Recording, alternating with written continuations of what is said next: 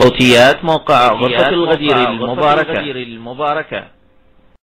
في نقطة ثالثة الحقيقة أريد أن أنبه عليها، وهي أن القراءة التي قرأها الشيخ العرعور الله يجزيه خير، اللي في إنما وليكم الله ورسوله والذين آمنوا الذين يقيمون الصلاة، قرأها الشيخ العرعور والذين يقيمون الصلاة بالواو.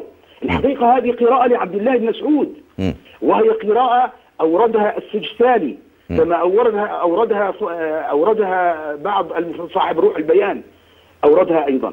فهذه القراءة تثبت صحة ما قاله العرعور من أنها المراد عطف الخاص على العام، على تفسيرهم هم يقولون أنه لا يوجد عطف خاص على العام، لا، على هذه القراءة يوجد عطف الخاص على العام، فالخاص مع بالتبيه على حسب تفسيرهم علي، والعام الخلفاء الأربعة، ولا تعارض بين القراءتين.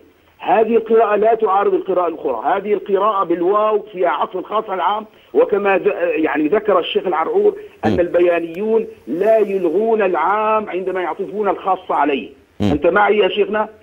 نعم يسمعك ومعك. نحن البيانية إذا عطفنا الخاص على العام، العام لا يلغى، الخاص جزء من العام يوضحه ويبينه، والعام بالتالي لا. فإذا القراءة بالواو هذه قراءة صحيحة، لكن جهلها الشيخ القراني. كان المفروض بالشيخ عدنان العرعور انه يرد عليه ويقول له هذه قراءة يا اخي بالواو، انما وليكم الله ورسوله والذين امنوا والذين يقيمون الصلاة، فالذين يقيمون الصلاة هم يريدون بها علي، والذين امنوا عامة، فهذه من عطف الخاص على العام.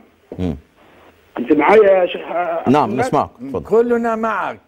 اي كويس، الله يجزيك. حاضر للمناظرة بشرط اتفاقية على المناظرة، ونبدأ بمنهجية من التوحيد. ذكرت هذا وهذا رأيي النهائي.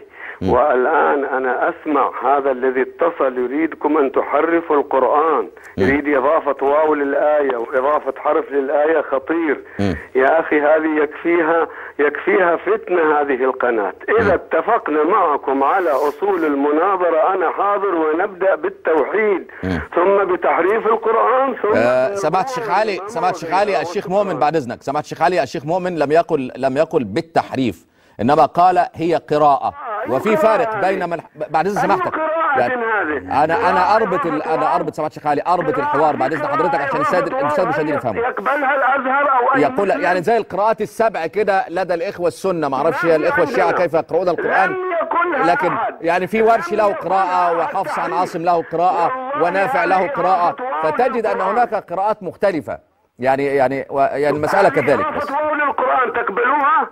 نعم. إضافة واو للقرآن هو قال قراءة ولم يقل زيادة، يعني القراءة في فارق بين القراءة والسنة جميعا. لم يقل بها أحد من علماء الإسلام.